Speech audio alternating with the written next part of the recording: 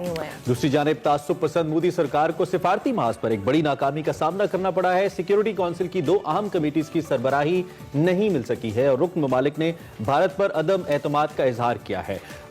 ये बहुत critical situation Bharat के लिए इस लिहाज से भी है कि अब भारत मुसलसल जिस अमल पे मेहनत कर रहा था एक अपना तशख्खुस बेहतर करने के लिए और पाकिस्तान का इमेज खराब करने के लिए, मुसलसल भारत को सुबकी हो रही है स्टेज पे। इसी हवाले से हम डिस्कशन करेंगे। हमें ज्वाइन किया वज़ीर ख़ारजा शाह महमूद कुरैशी साहब ने। बहुत शुक्रिया शाह साहब, अवेई morning, thank you so much कि आपने हमें एक्सप्रेसो में एक बार फिर से ज्वाइन किया।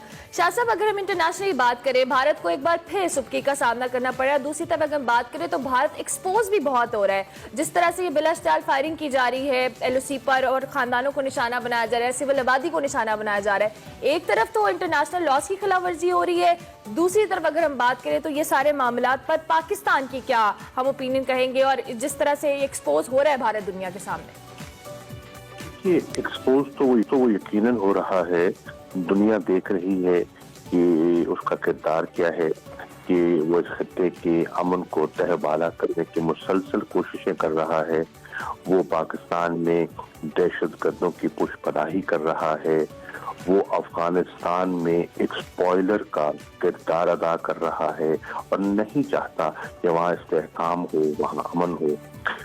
इसके बावजूद पाकिस्तान भारत का हर महाज पर, सफारती महाज पर मुकाबला कर रहा है।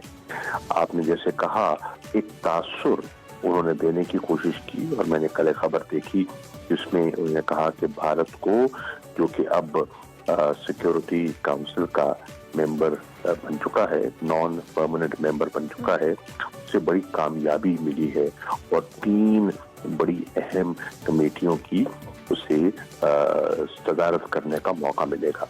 पहली बात तो ये है कि जो सिक्योरिटी काउंसिल का निज़ाम है उसमें तकरीबन 30 के लगभग सब कमेटीज और सब्सिडरी कमेटीज होती हैं जी। अब उसमें कुदरती बात है, भारत अगर मेंबर है उसको नुमाइंदगी तो मिलनी है और उसको जिम्मेदारी तो मिलनी है। पाकिस्तान भी अब रहा है, पाकिस्तान को भी मिली है, इंशाल्लाह जब आइंदा होंगे हमें भी मिलेगी। लेकिन देखना यह है कि उसकी ख्वाहिश क्या थी। उसकी ख्वाहिश थी जो कि 1267 की सैंक्शंस कमेटी है, लिस्टिंग कमेटी है, बहुत अहम है। वो उसका मेंबर बनना चाहता था, नहीं बन सका। उसकी ख्वाहिश थी कि 1540 कमेटी जो कि न्यूक्लियर नॉन प्रोलिफरेशन की कमेटी है, उसकी वो सदारत चाहता था, वो हासिल नहीं कर सका।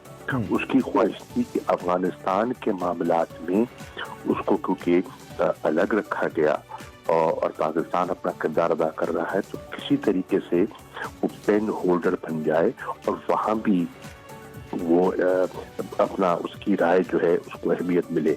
लेकिन उसमें भी उसको नुमाइंदगी नहीं मिल सकी।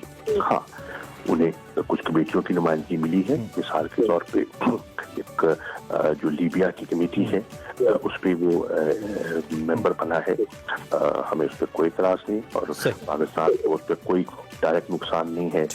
काउंटर टेररिज्म की कमेटी का वो मेंबर बना है। उसमें भी वजाहत कर दूं, नंबर 1, जो काउंटर टेररिज्म कमेटी है इसके पास सैंक्शनिंग अथॉरिटी नहीं है, नंबर 1। नंबर 2, ये 2 साल नहीं, ये मेंबर भी 1 साल के लिए बनेगा और वो भी सन 2022 में। तो जो इस वक्त मौजूदा चेयर हैं यही कंटिन्यू करेंगे। और आखिरी चीज, ठीक है, तो जो तशवीश, मैं एक जुमला कहता हूँ, जो तशवीश यहाँ पैदा करने की कोशिश की गई कि भारत हम पर हावी हो जाएगा, हर कुछ नहीं। देखिए, ये जो कमेटीज हैं, यहाँ जो फैसले होते हैं वो इत्तफाक़ राय से होते हैं और आपके इल्म में है कि चीन और पाकिस्तान की एक अंडरस्टैंडिंग है और उन्होंने हमें अश्योर कराया है कि जो हमारी लेजिटिमेट कंसर्न्स हैं, अगर उस पर कोई वार करेगा तो इंशाल्लाह वो हमारे साथ पूरा उसका तावन जारी रहेगा। तो पाकिस्तान में ये जो एक तशवीश की एक खबर लगाई गई थी उसमें कोई हकीकत नहीं है। ठीक है, ठीक है। अच्छा, एक तो जो कि आपने खुद जिक्र भी कर दिया, भारत की नीयत के हवाले से तो हमें कोई शक नहीं है कि भारत हर उस ओहदे को पाकिस्तान के खिलाफ एक्सप्लॉइट करने की कोशिश करता है जहां पे उसको मौका मिलता है। तो इसके लिए एक तो हमारी स्ट्रैटेजी क्या होगी, नंबर वन, एक तो ये है।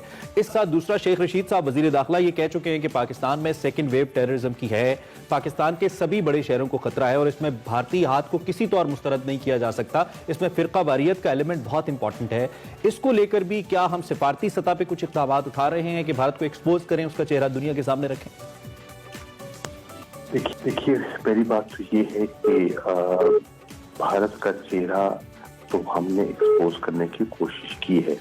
जो एक डॉसियर मैंने एक प्रेस कॉन्फ्रेंस के जरिए पेश किया था, वो इंटरनेशनल कम्युनिटी के साथ हमने शेयर किया है। उस डॉसियर में वो शवाहिद मौजूद है जो निशानदेही करते हैं कि किस तरह कहां भारत पाकिस्तान को डिस्टेबलाइज करने की कोशिश कर रहा है, उसको पूरी तरह बेनकाब किया है। और फिर इसके साथ आप देखिए एक इंकशाफ जो हुआ है EU डिसइंफो लैब ने जो किया है, उसने भी इस चीज को वाज़े कर दिया कि किस तरह जाली NGOs के जरिए, जाली फेक साइट्स के जरिए, जाली पार्लिमानी ग्रुप्स के जरिए ये पाकिस्तान को मलाइन करने की कोशिश कर रहा है और अपने आप को उजागर करने की कोशिश कर रहा है। ये हम नहीं, ये एक तीसरी पार्टी कह रही है। तो एक्सपोजर तो भारत का हो गया और सफारती महाज पर हमने ये जो डॉसियर है, हमने B5 से और जितने अहम ममालिक हैं उससे शेयर किया है। तो आप देखेंगे कि आइंदा आने वाले दिनों में भी हकायक सामने आ जाएंगे। दुनिया सुनती सबकी है लेकिन हकायक को जानती है और बात की तह चल जाती है। इंशाअल्लाह आपने कहा हम क्या करेंगे, हम इनको भारत को न सिर्फ सफारती तौर पर एक्सपोज करेंगे, हमारी कोऑर्डिनेशन है हमारे दोस्तों के साथ, अक़वाम मुत्तहिदा के सतह पर, सलामती काउंसिल के सतह पर, और इंशाअल्लाह हम पाकिस्तान के मफादात का दिफा करने की पूरी सलाहियत रखते हैं। ठीक हो गया। शाह साहब, चूंकि मैं नेशनल पॉलिटिक्स की तरफ आने से पहले अमेरिका की अगर हम बात करें तो 20 जनवरी को जो बाइडन हल्फ उठाने जा रहे हैं, इस हवाले से वज़ीर आज़म ने भी हिदायत की है कि अमरीकी जो नई एडमिनिस्ट्रेशन है उसके साथ ताल्लुकात को इस्तेमाल किया जाए। चूंकि आप फॉरेन मिनिस्टर भी हैं, किस तरह से आप रिलेशंस को बेहतर करने के लिए इस नई एडमिनिस्ट्रेशन के साथ अमेरिका की क्या इक़दाम किए जाएंगे, क्या स्ट्रैटेजी होगी पाकिस्तान की? देखिए, पहली बात तो ये है कि जो सदर बाइडन इलेक्ट जो 20 तारीख को अपनी जिम्मेदारियां संभालेंगे जी, वो खारजा उमूर पर खासी एक महारत रखते हैं।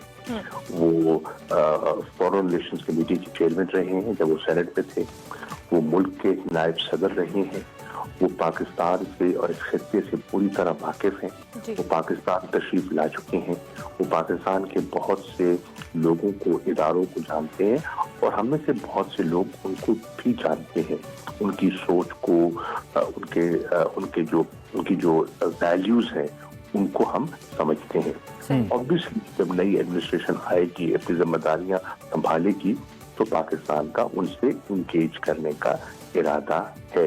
आपके इल्म में है कि इस एडमिनिस्ट्रेशन ने फैसला किया था ये ट्रांजिशन पीरियड में वो किसी से इंगेज नहीं करेंगे, जैसे ही वो जिम्मेदारी संभालेंगे तो वो इंगेज करेंगे।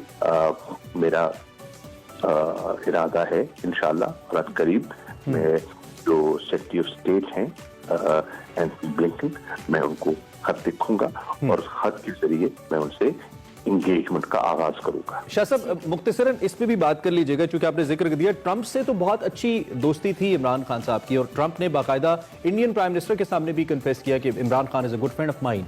जो बाइडेन और ट्रंप की बहुत मुखालिफत है, उन्होंने मानने तक से इनकार किया। तो नई एडमिनिस्ट्रेशन के साथ हम एडजस्ट कर पाएंगे, क्योंकि पहले हम थोड़ा ज्यादा तारीफी सिलसिलों में रहे हैं, अमूमी तौर पर हमने देखा है, मुश्किल तो नहीं होगी हमें? देखिए, जो रियासती ताल्लुकात होते हैं ना जी, वो अफराद का उनमें एक रोल जरूर होता है, मैं उसे इनकार नहीं करता, लेकिन इंटरेस्ट होते हैं, मफादात होते हैं, इदारे होते हैं, और ये जो एडमिनिस्ट्रेशन आ रही है, मैं समझता हूँ कि इनकी इंगेजमेंट ज्यादा इंस्टीट्यूशनलाइज्ड होगी, ज्यादा स्ट्रक्चर्ड होगी। ट्रंप साहब का एक अपना अंदाज था, डिप्लोमेसी में, वो ट्वीट्स के जरिए इजहार करते थे, उनका अपना एक मुनफरिद अंदाज था। इस एडमिनिस्ट्रेशन का अंदाज मुख्तलिफ होगा। इस एडमिनिस्ट्रेशन के बहुत से लोग ऐसे हैं जो पिछली ओबामा एडमिनिस्ट्रेशन से मुंसलिक रहे हैं और वो पाकिस्तान को जानते हैं और पाकिस्तानी बहुत से उनको भी जानते हैं। सही सही ठीक हो गया। शाह साहब, अगर हम मुल्क की सियासत की बात करें तो पीडीएम के हवाले से ये एहतजाज भी करने जा रहे हैं जो फॉरेन फंडिंग है उसके हवाले से, लेकिन अभी फिलहाल हमें कोई इनका शराजा बिखरा हुआ सा नजर आता है। कोई आपस में जिस तरह से इत्तेहाद की हुकूमत बार बार कह रही है कि इनके अंदर फूट पड़ चुकी है, सेनेट इलेक्शन के हवाले से भी। तो क्या कहेंगे आप इस मुल्क की सियासत पे और पीडीएम के अंदर जो इंतशार की कैफियत है सेनेट के हवाले से, इलेक्शन के हवाले से? देखिए, पहली बात तो यह है, समझने की जरूरत इस बात की है कि पीडीएम इत्तेहाद है क्या। ये कोई मुस्बत नहीं, ये एक मनफी इत्तेहाद है। इस इत्तेहाद का ऑब्जेक्टिव क्या है? इस इत्तेहाद का ऑब्जेक्टिव है कि किस तरह हम इस हुकूमत को नीचा दिखा सकते हैं जी, किस तरह हम इमरान खान को जख्म पहुंचा सकते हैं, इस हुकूमत को घर भेज सकते हैं। फिर सब मनफी ख्वाहिशात हैं और एक उनकी ख्वाहिश है कि किस तरह हम हुकूमत पर, इदारों पर दबाव बढ़ाकर अपने मकासद हासिल कर सकते हैं। और मेरी मुराद है एनआरओ, मेरी मुराद है वो नैब के केसेस जो इस वक्त जेरे समात हैं।